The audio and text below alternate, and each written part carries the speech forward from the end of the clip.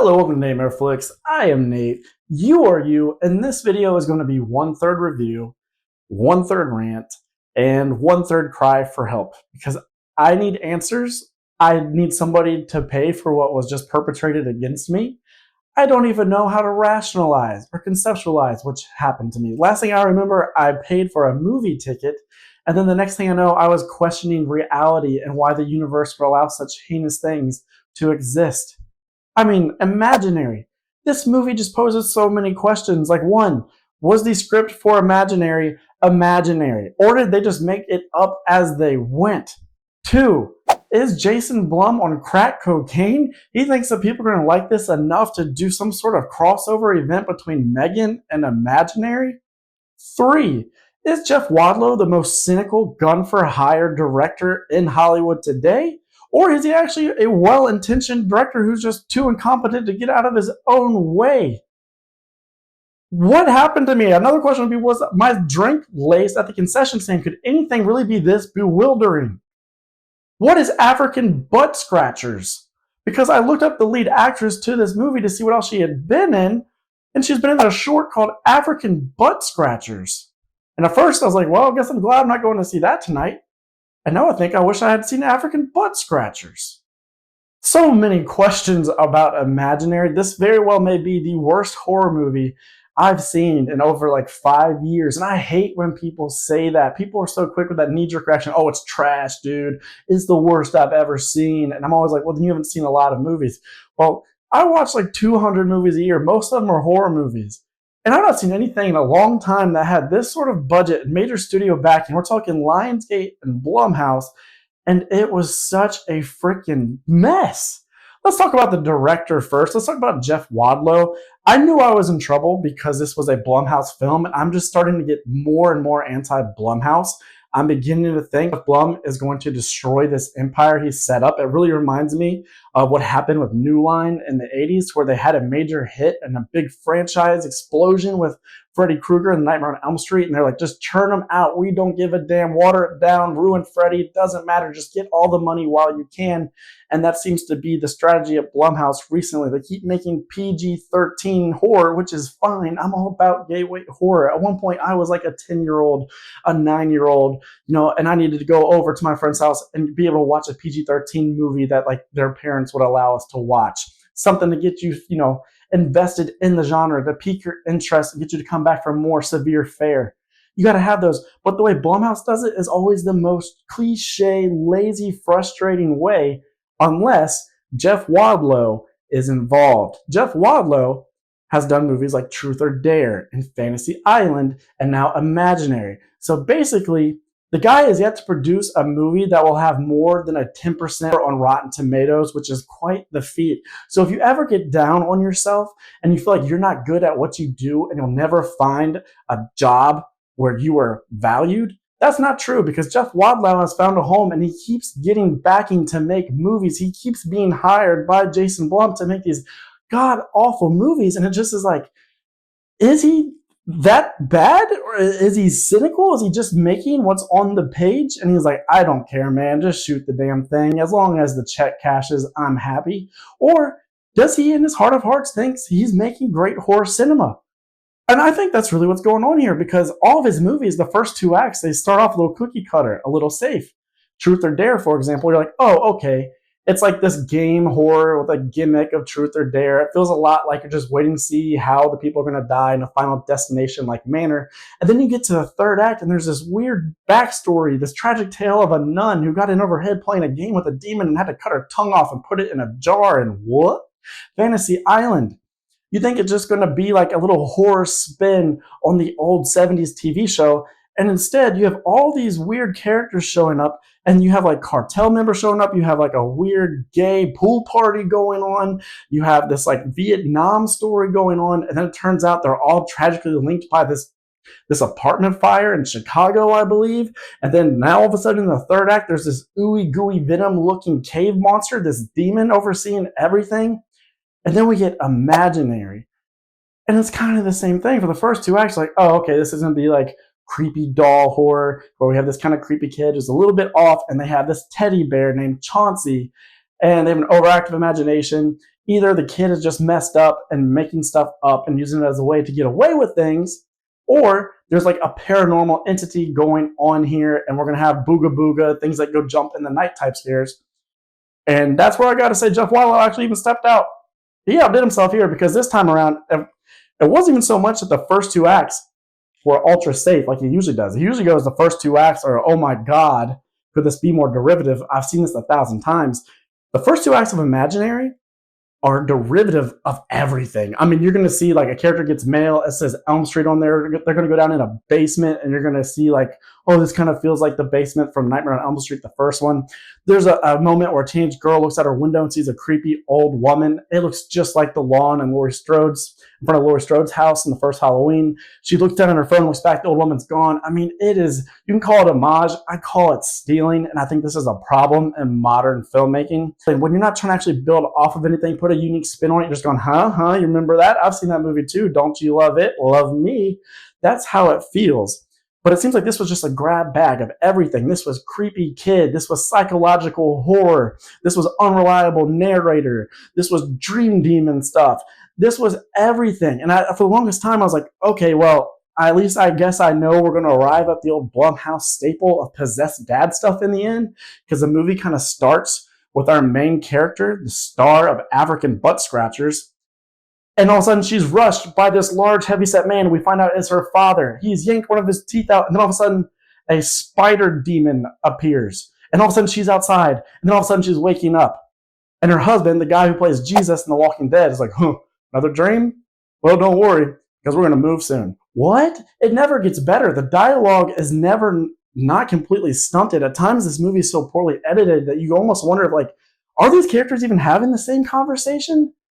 Another question that I could pose is, did the guy who plays Jesus in The Walking Dead, did he get fed up with this project and demand to be released? Because he's in the first bit, and I know the guy can act. He wasn't too bad on The Walking Dead. But in this, characters will talk to him that are supposed to be like his daughter or his wife, and he'll just be like, absolutely no emotion. Yeah, I know that's true. Every line the guy says ends with, well, you know what they say. What are we doing here? And then he just ups and leaves, almost like he demanded his release. Out of nowhere, we didn't know this guy was a musician. Out of nowhere, they just give him a guitar on his back, and he's like, well, thanks again for watching the girls. Guess I'll see you when I see you. And he's just gone for the longest time. The movie is so incompetent, guys. Whatever you are thinking this is, when you see that trailer, it looks like just a generic paranormal movie with like these weird creatures, right? Like a teddy bear monster. No. And I was thinking at one point, well, the spider guy in the beginning, that wasn't the worst design. This could get good. If we have this woman in peril, this stepmom who's trying to ingratiate herself to her daughters who don't really like her at the moment. Well, the oldest one hates her. The youngest one, they don't really know how she feels about the new stepmom, because in some scenes, she's like really butting it up with her and relating to her. In other scenes, she's just out of nowhere super cold. And it's that constant back and forth with characters and their motivations that will start making you feel like you are losing your freaking mind. I started feeling like my brain was rotting watching this. I started feeling like Imaginary gave me dementia, because characters, the way it was cut up and the way certain actors were just over the top, I was like, oh, why? Why would you do that? Jeff Wyler, director, direct. Tell them what they should be going for, and then tell the other actor how they should be relating to that. Because there would be scenes where one character would look like they were having a talk between like 5 personalities within themselves, and that's not really what the scene was calling for. So they'd be like, oh, is that you? Nurse, better have my Apple Jacks. Oh, yeah, no, it's no big deal. The Apple Jacks are coming. They have a spoon, and they better have some goddamn cinnamon on them. But it wasn't just like one character. It was everybody, and the stuff just starts happening willy-nilly to where you have this Chauncey the Bear doll. Never, ever, ever will you fully really understand the lore. There is no lore. There's no real origin. There's no real defining of anything. The writing, that's why I asked if there's a script. They never take the time to establish the rules of the universe, of the creature that we are up against here. What can they do? And by the end of the movie, it feels like they can just willy-nilly do absolutely anything, and I mean anything. You won't believe the craziness that starts to happen in this movie, but not craziness in a good way, to where you're like, I'm watching the most paint-by-numbers, just dreck. And now all of a sudden, we're being transported into like this imaginary world that looks like an abstract painting? Why? Why is this character all of a sudden monologuing and doing like evil mustache twisting? What is that twist? What is that twist? And is that too surprising? Because that's very much how Fantasy Island was. It was very much like, oh, we're doing this, and I know where we're headed in that third act. And in the third act, Jeff Waddle was like, because I'm going to throw everything at you. That's what they've done here. And boy, oh boy, does it not work. And I'm trying my hardest not to spoil it, but another question to be begged would be, can you spoil this movie? I don't think so. I think like I usually would go to a gateway horror movie and be like, you know what? It's not for me, but they have to exist, and I could see this being good for a younger person. There were younger people in the auditorium with me today. People were just laughing. People were mocking this movie out loud, and nobody got upset. Nobody said shh, because everyone's like, a freaking men. People were just griping out loud. At one point, the guy next to me said, Jesus Christ. Another guy went, oh, are you serious? And I had a mother and two sons next to me. They were probably like 11 or 12. I walked out of the auditorium after them once the movie ended, and the boys were just roasting their mom. And she said, I know. I won't pick family movie night anymore. That's how bad this movie is. That poor woman is going to be shamed for life. They just created a core memory. They're never going to look at their mama the same. And all she wanted was to bond over horror, to have a little gateway horror movie with her kids. And she just got this thing that she'll never be able to live down. This movie, it's terrible. Horror is off to a terrible, terrible start in 2024. If you are contemplating seeing this, save your money. Get some people together and just watch Lisa Frankenstein on VOD. That's the only way you're going to have fun, because right now, this ain't it. The other Blumhouse movie that came out, Night Swim, that ain't it. I can't believe Night Swim, that floating turd, that weird salty grimace monster, floating around in that pool like a dang turd in the toilet. I can't believe that it's like a full star better than Imaginary. I just can't understand. Like I said, I almost feel like they need to have a writer's room. People like to make fun of movies, and I see a long list of writers, and I'm like, what a corporate product, man. Does it really take that many minds to put together a movie? This one could have used more minds. This could have used more input. Jeff should have been reined in, because it really did feel like anything went and almost nothing should have went. And I feel like the dude from The Walking Dead, he realized that at some point, and he just was like, you know what? I'm going to get my money, but I'm done investing any more energy in this. And, good for African butt scratcher woman. She really tried. But when the people next to her are so horrid, and like her dad, who is just all the time with the histrionics, he's all the time at like not a 10, but like a 110. You can't do that and like save face as an actor. There's no redeeming that scene or that moment. It will never, ever work.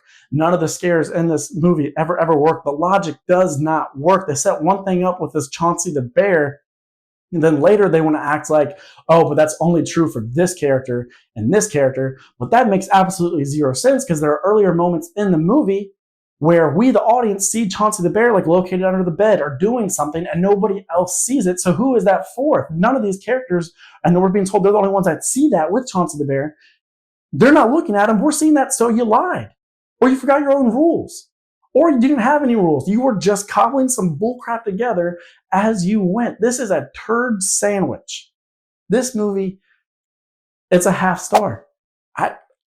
It blows my mind that Lionsgate and Blumhouse would fund this. It blows my mind that, having seen this movie, Jason Blum would be like, we need to do a crossover event with Megan and Imaginary. The dude is too high on his own supply. This used to be a studio, Blumhouse, that people really trusted and got excited about, and now everybody just gets like this painful, gut-wrenching feeling when they see another Blumhouse movie coming out, especially in the first quarter of the year, because you know it's going to be ass. But this is beyond ass. This is like ass and crotch crust. This is terrible. So I don't know if I've talked enough about the plot, but there's not really enough to talk about the plot. And I don't know what to divulge, what I can't divulge. I don't know what makes sense. It's a completely incomprehensible mess. But if you go and you see it, you will start to feel like you're developing dementia. You will start to feel like you need to go to the concession stand and be like, bro, did you lace my cup with something? Am I tripping the frick out? There's no way I'm seeing what I think I'm seeing on that screen. There's no way the characters are this bad. There's no way the dialogue's this bad. There's no way the editing is this bad. And a major release. There's no way. We're not even in January anymore. We are in March. How did this happen? How many people could sign off on this movie? And how could somebody who has been behind and produced so many big horror movies think that this would work for frickin' anybody? How?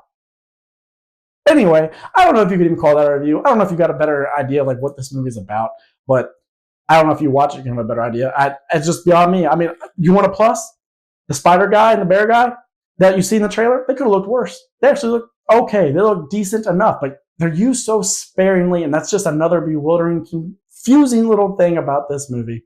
Because if you have them, why not just make a safe PG-13 horror movie where there's these monsters stalking around in a house and going after a family? You don't have to get too violent and gory if you want it PG-13. Have them get dragged into another room. Have it happen off camera. Have characters just reacting to the screams of a victim or them finding a body that's not too badly mutilated. Why set up a scene where a little girl is going to be in therapy talking about how her little teddy bear, Chauncey the bear, dares her to do all these terrible things, and then have her do a scene in which she's doing her dialogue in Chauncey the bear's dialogue, and she's just like, "Hi, Chauncey," and she's like, "Hello, little girl," and he's like, "Chauncey, why are you trying to make me hurt myself?" He's like, "I'm not. I'm trying to make you better. I'm trying to make you big, strong girl." And she's like, "That's not what my parents said." And the bear's like, "Your parents don't know." It's so bad. But if you're gonna do that, just lean into it. Just make the little girl a psychotic mess. There's sort of like genetic thing going on. They set up that the mom is a strange here. Just make it genetic, and now it's this new stepmom's problem, and she's just this wigged out little girl who's seeing things or is being haunted by a specter. But choose a freaking target for your antagonist. Define your antagonist. Define the rules. Set up your universe. Play by those rules, and just see it through. It's a gateway horror movie. It's PG-13. It's easy, easy. And also, don't bring in movies like Nightmare on Elm Street or Halloween if your freaking movie's gonna be this bad. All right, I've said my spiel. I think you can understand where I'm coming from on this. It's a half star out of 5. Do not see this movie. I promise it is not worth it. Developing a brain tumor is not worth the chance that you might laugh at some of the bad stuff.